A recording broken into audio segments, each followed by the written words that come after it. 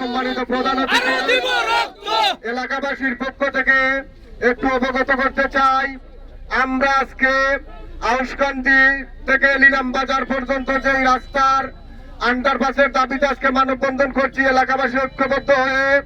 এই রাস্তাটি আমাদের প্রয়াত মন্ত্রী আপনার সুযোগ্য পিতা জনাব শাহ এম.এস. কিবরিয়ার অর্থায়নে এই রাস্তাটা হয়েছিল।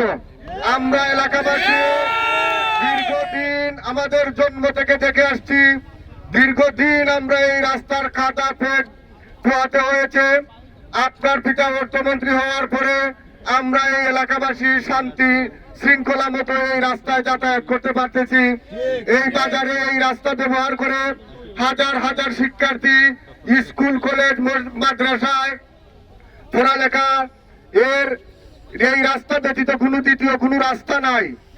আমরা আপনাকে এই জিনিসটা অবগত করতে চাই এলাকাবাসীর পক্ষ থেকে। আমরা বিশ্বাস করি আপনি তথা আজকে উপস্থিত যারাই আছেন, বিশেষ করে যদি আপনি এই বিষয়ে একটু অনুরোধ করেন, আমরা এলাকাবাসীর পক্ষ থেকে আমরা এলাকাবাসী বিশ্বাস করি যে এই রাস্তায় আন্ডারপাস অবশ্যই হবে। প্রধান অতিথি হিসাবে আপনাকে মানববন্ধনে পেয়ে আমরা এলাকাবাসী ধন্য। আসসালামু আলাইকুম। আপনারা যে আন্দোলন করছেন, আমি আশা করছি যে ফেব্রুয়ারির 12 পরে এই ধরনের কোনো আন্দোলন আর করতে হবে না। আপনাদের কাজটা খুব কঠিন না এবং সত্যি প্রয়োজন। আমি মনে করি আমার নিজের ছোট বাচ্চা আছে, তারা যদি স্কুলে ঠিক মতো নিরাপদে না যেতে পারে, আমি তো দুশ্চিন্তায় থাকবো। তো এখানকার মা বাবাদের কষ্টটা আমি বুঝতে পারি। আর 6 লেন হলে তো ক্রস করা খুবই কঠিন হবে। তো এখানে একটা আন্ডারপাস, আরো কয়েকটা আন্ডারপাস এই রাস্তায় করা খুব দরকার। ওভারপাসে তো অনেক কিছু হয় না। ধরেন আপনি গরু পার করতে চান, এটা ওভারপাসে তো হবে না।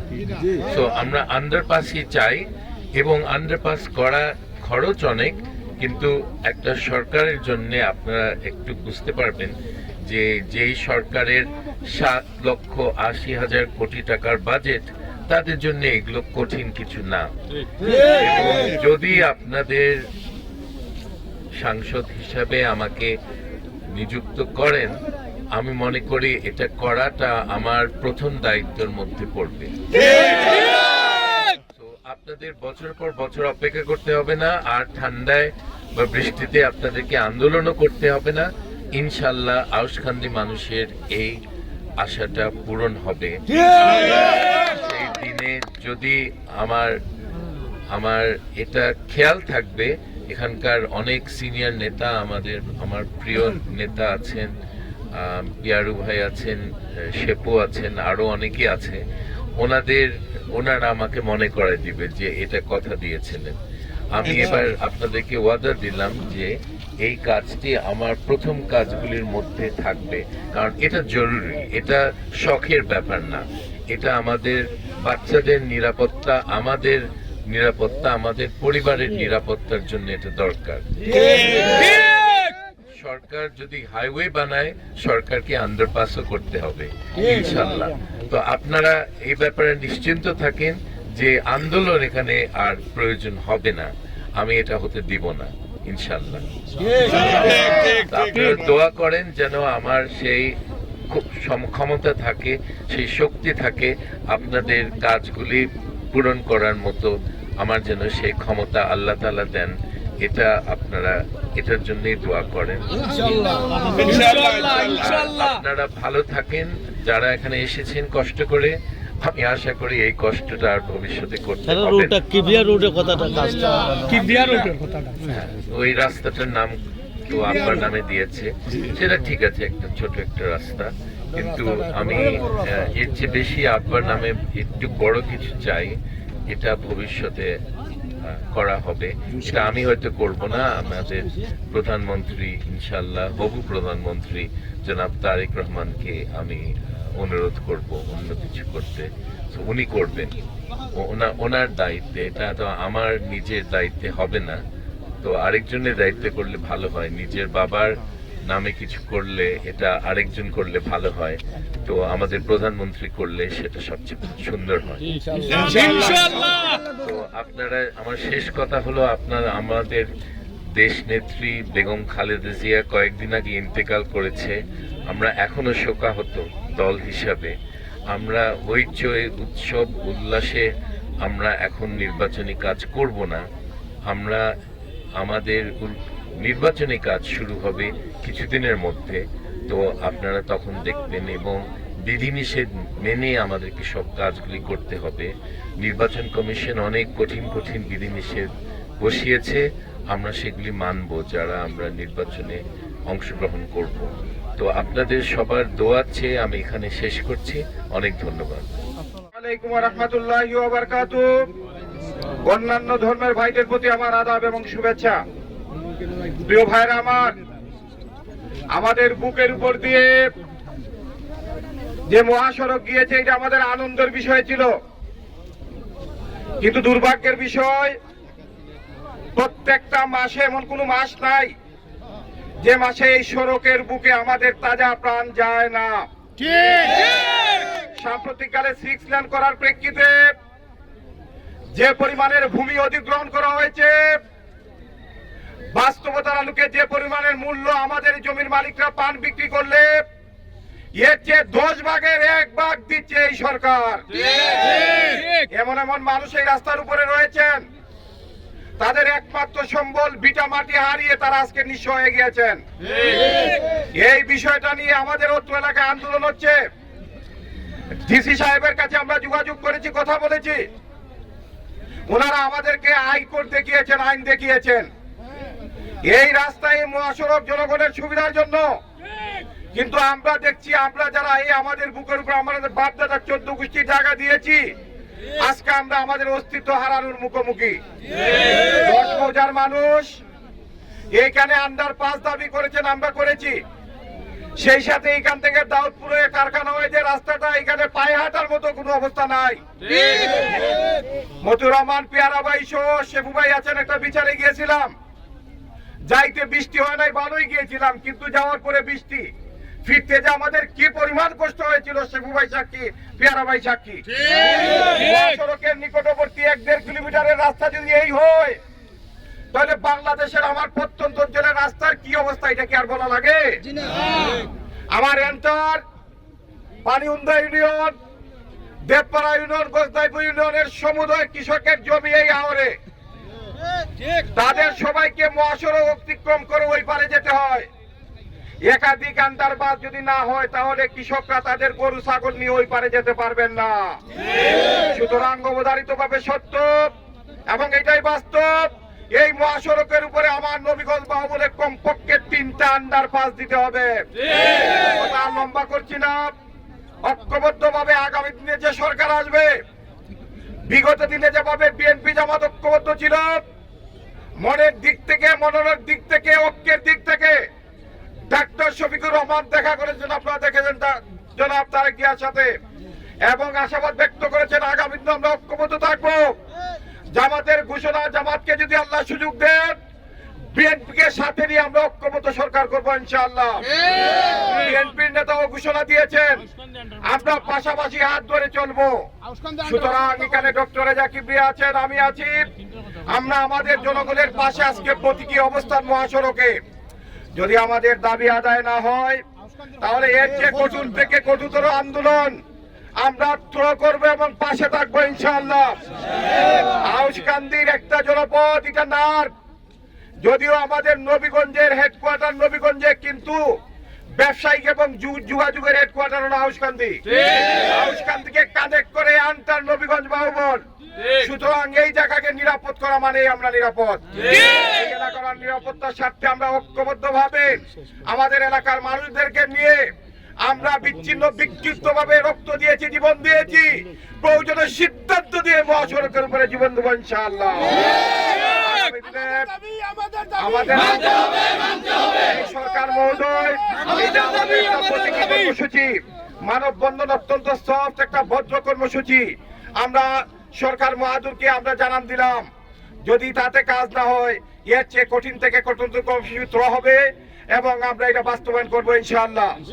সর্বপর্যায়ে জনসাধারণ যারা আজকে ঐক্যবদ্ধ হয়ে এই কর্মসূচি বাস্তবায়ন করলেন তাদের প্রতি কৃতজ্ঞতা এবং ধন্যবাদ জ্ঞাপন করে আমি আমার কথা শেষ করছি। আমার তৌফিক ইল্লা বিল্লাহ। আসসালামু আলাইকুম ওয়া রাহমাতুল্লাহি ওয়া বারাকাতুহু। বিশিষ্ট সমাজসেবক জনাব মুজিবুর রহমান চৌধুরী শেফু ভাই, ওনাকে বক্তব্য রাখার জন্য আহ্বান করছি। আসসালামু আলাইকুম। আসলে অত্র এলাকার দীর্ঘদিনের যে দাবি, আমাদের একটা আন্ডারপাস, এই রাস্তা ক্রস করার এ পর্যন্ত প্রায় 17-18 জন মানুষ এখান থেকে নিহত হয়েছে।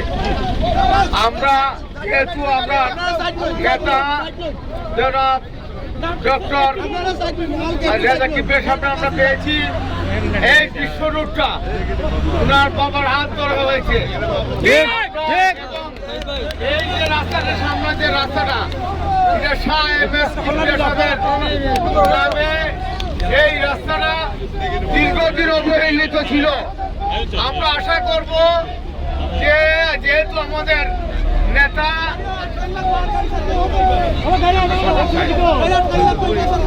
আমাদের দীর্ঘদিন আমাদের এখানে আন্ডারপাসটা ও খুবই জরুরি।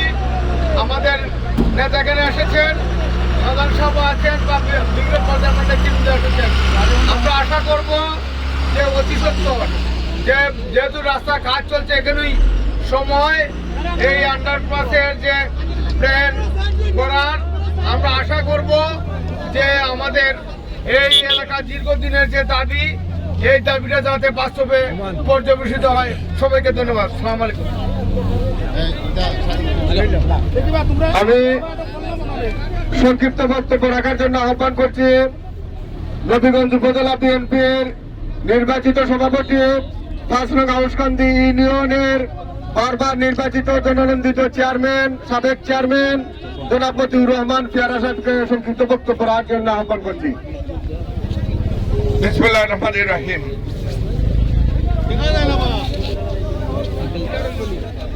আজকে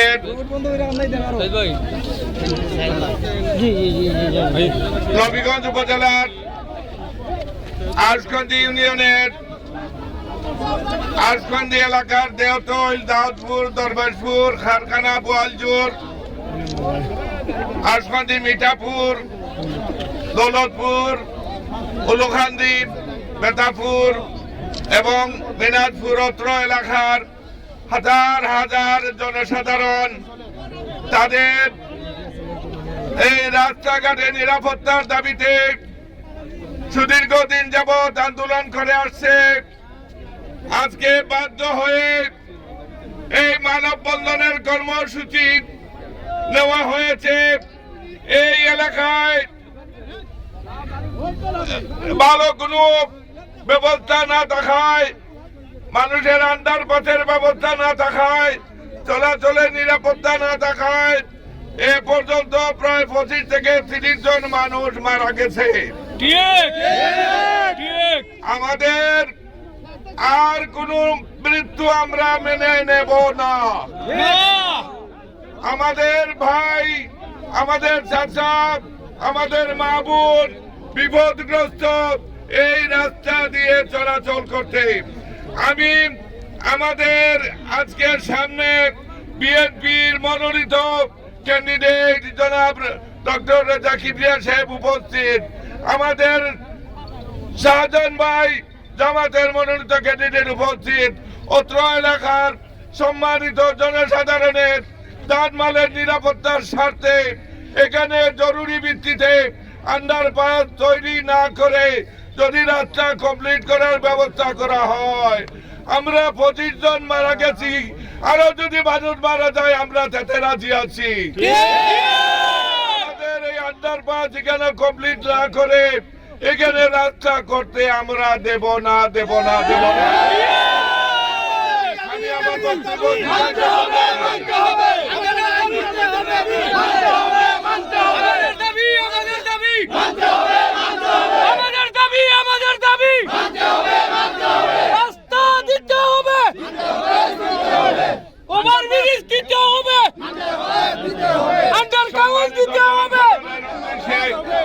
আমি এটুকু বলতে চাই, আপনারা ধৈর্য ধরেন।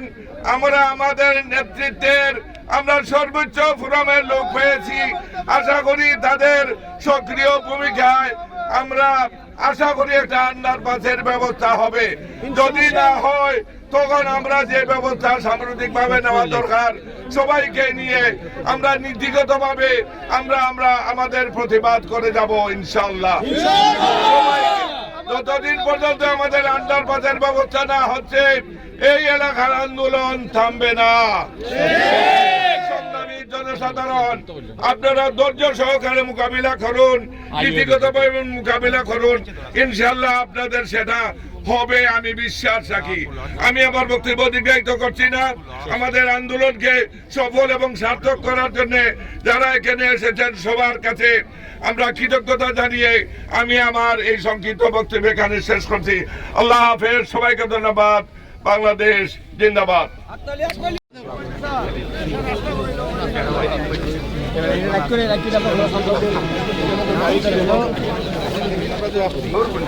আমি আজকের এই মানববন্ধনের সমাপ্তি ঘোষণা করার জন্য আহ্বান করছি আমাদের বাজারের ব্যবসায়ী মতিউজ্জামান সানু ভাইকে। আজকের মানববন্ধন অসফল ও সার্থক হয়েছে ইনশাআল্লাহ। এলাকাবাসীর প্রাণের দাবি আমাদের আজকের প্রধান অতিথি যেভাবে সুন্দর করে গুছিয়ে বলেছেন ইনশাআল্লাহ আমরা আশাবাদী।